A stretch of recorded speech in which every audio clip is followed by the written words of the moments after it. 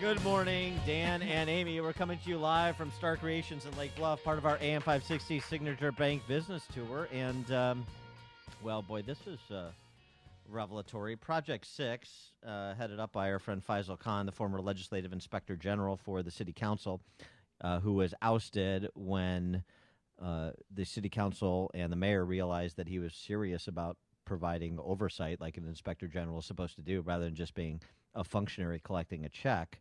Doesn't understand the Chicago political culture, clearly. They've done a lot of good work. Faisal Khan launched a number of investigations into Chicago aldermen during his tenure as legislative inspector general. He's continued that with Project 6, his nonprofit good government group, I guess is one way to describe it. And he's got a new report out how Chicago's mayor, that would be Tiny Dancer, put city buildings in financial limbo and wasted millions of tax dollars. Sounds like sort of an evergreen, but let's get the specifics as we're now joined by our friend Faisal Kahn. Faisal, thanks for joining us. Appreciate it. Hi, good morning, guys. How are you? Good morning. And so the focus of your latest report is the infrastructure trust, the much ballyhooed infrastructure trust, a public-private partnership, which is a favorite buzzword of politicians, that Tiny Dancer, Rahm Emanuel to you, announced. This is going on 5 years ago to rebuild the city's crumbling infrastructure, as is often talked about by politicians as well. But you've done a little bit of digging into how exactly the infrastructure trust was financed and what the implications of those financing decisions are as we stand 5 years later 5 years away from that announcement. So give us the drill down of what exactly has gone on with the infrastructure trust in the city of Chicago. Well, you summed it up really well, Dan. The idea was that it was a public-private partnership with the emphasis on the private, that we were going to use their money and rebuild Chicago. And the promise was much ballyhooed that taxpayers would not see a dime out of their pocket. So we decided to see what exactly was accomplished in the last 5 years, and we looked at one specific project called Retrofit 1. And Retrofit 1 was supposed to upgrade 1,000 buildings in the city of Chicago with new energy efficiency savings. And so we looked at it, and one of the projects that they worked on was the Harold Washington Library, the Police Academy, and the Cultural Center. And it turns out that the funding that came to upgrade those buildings did not come from the private sector. It came from a loan, a traditional loan from the Bank of America, because it turned out that private investors didn't want to give their money away for nothing. They wanted something in return. So the city ended up taking out a $15 million loan from $13 million. $13 million from Bank of America at a 5% interest rate, and unfortunately, that wasn't enough. Bank of America wanted more. So without telling taxpayers, Mayor Emanuel and the Infrastructure Trust put up the contents of our buildings on Hawk in order to secure that loan. Is that legal? It's legal in the sense that, yes, well, it is legal. The Infrastructure Trust, because what they did, Amy, was that the stuff that they put up on Hawk were the new upgrades that they were putting into the buildings in the first place. So technically, the city did not own those upgrades as of yet, and so they used those to secure the money. So yeah, but so just to break this up, so they got a $13.5 million loan from the Bank of America at just under 5% interest, 15-year term, and for collateral, to collateralize that loan, they put up energy-efficient equipment that was going to be installed in city-owned buildings. I mean, there's so many predicate questions to that. Why does the city own so many buildings? What's why are they using that as collateral? And yeah. So they put up, like you said, Dan, they put up all the upgrades that they were getting put up into the buildings in the first place. So contents of the Harold Washington Library, contents of the Police Academy and the Cultural Center, and a variety of other buildings are up on collateral with Bank of America. So if we default on that loan in the next 15 years for any reason, the bank owns that property.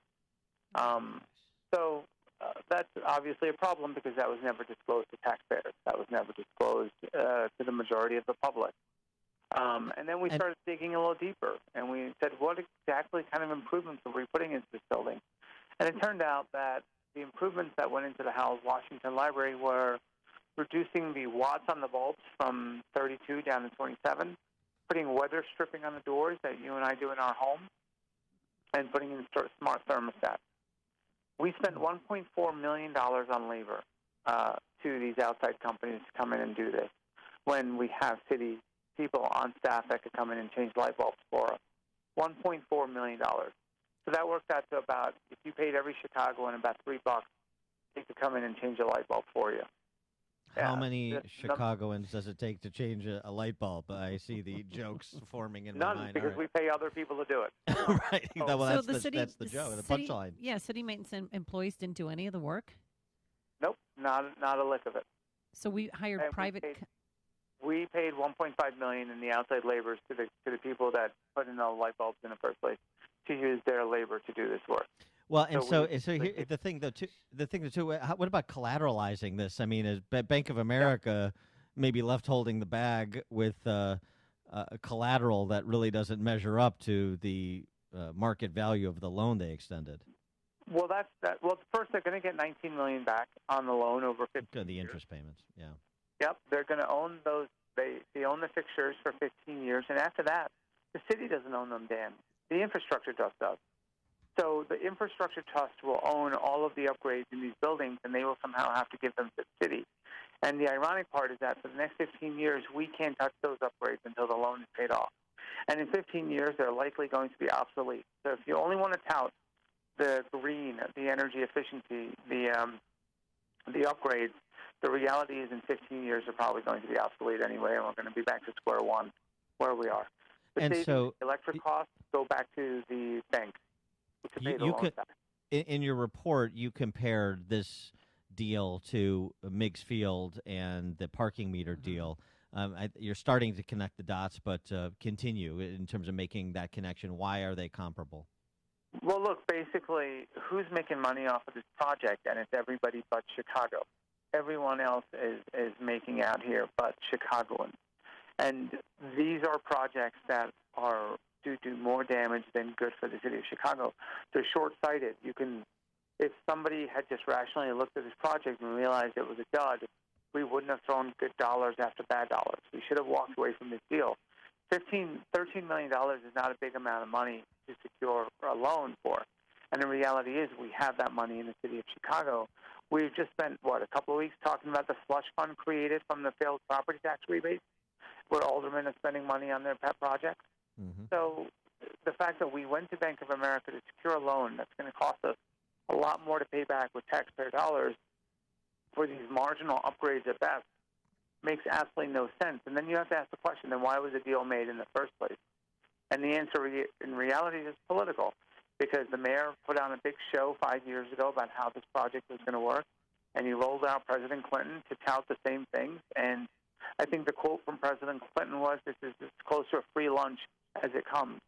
And the reality is that's the truth, because there's no such thing as a free lunch. And we should have known that way back when. Did Mayor Emanuel get any campaign contributions from any bigwigs at Bank of America? We've been looking at everything, Amy, in terms of who's been benefiting from this deal from top to bottom, and I think we'll have some follow-up on that at some point.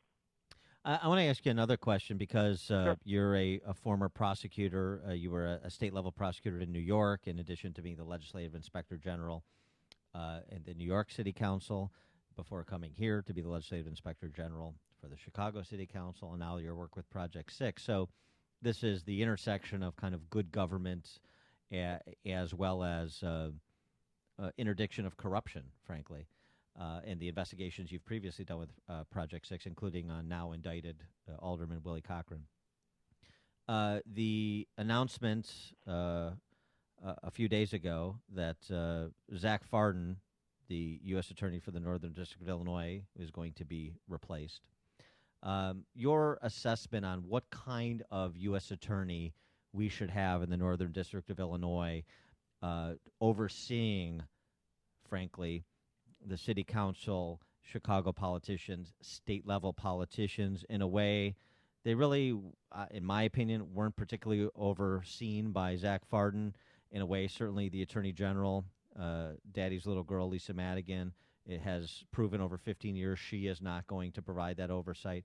Well, what kind of U.S. attorney would you like to see replace Zach Farden? Someone who's fearless, Dan. Someone who can not worry about the names or the parties that they're associated with or the letters that are after their name. Someone who's going to come in and do the job, and that's as simple as it is. My frustration when I look at U.S. attorneys or anyone in law enforcement are the people who decide that they can create laws or they can change the laws as they deem fit. Whatever side of the political spectrum you fall on, whether you enforce immigration laws or you ignore immigration laws, I would want to see a U.S. attorney who comes in and says, "These are the laws. This is my job. This is what I'm going to do.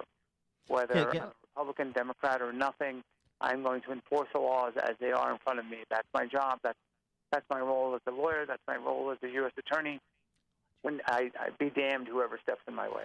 I just want to do a follow-up because one of my chief criticisms of the U.S. Attorney's Office for the Northern District, and this goes way back, way back, the last 20 years, is they take the low-hanging fruit. They take the idiot alderman who takes a $500 bribe in an envelope, yeah, and which is easy to prosecute, and you pretend that you feign like you're changing the corrupt, kleptocratic political culture of Chicago and Illinois, and you're not, because the real kingpins, to use a term of art in the prosecutorial community, go unchallenged and uninvestigated, generally speaking, because those investigations are complicated and they take resources and they take time. And so it's just easier to pick off the low-hanging fruit than go after the fruit of the poisonous tree, if you will, or the roots of the poisonous tree. And so to me, I want a U.S. attorney that will go after the roots of the poisonous tree, not just the fruit of it. Right. At some point, we have to stop treating the symptoms of this and really look for the cause. And you're right, Dan. The investigations take time. They're complicated and they're expensive. But somebody who does this job has to come in and really do that. If you want to fix Illinois, if you want to restore Illinois to its greatness, and Chicago, you're right. We can't keep going after the low-hanging fruit and claim that as a victory, because as soon as you knock one down, another one grows up. It's time. Faisal Kahn, would you be interested in the position? It would be an honor, but I'm really happy with what I'm doing now, Amy. This is a job where I think I am making some differences. The U.S. Attorney's Office is always a position that one would aspire to.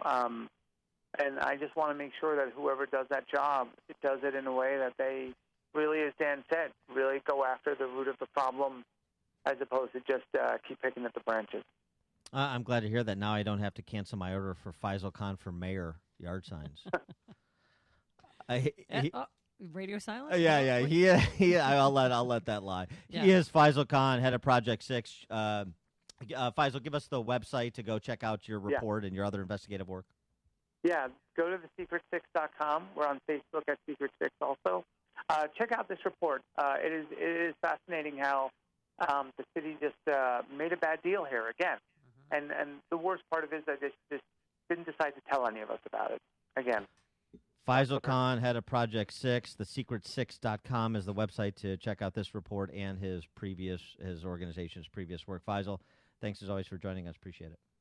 Thanks, guys. And he joined us on our turnkey.pro answer line.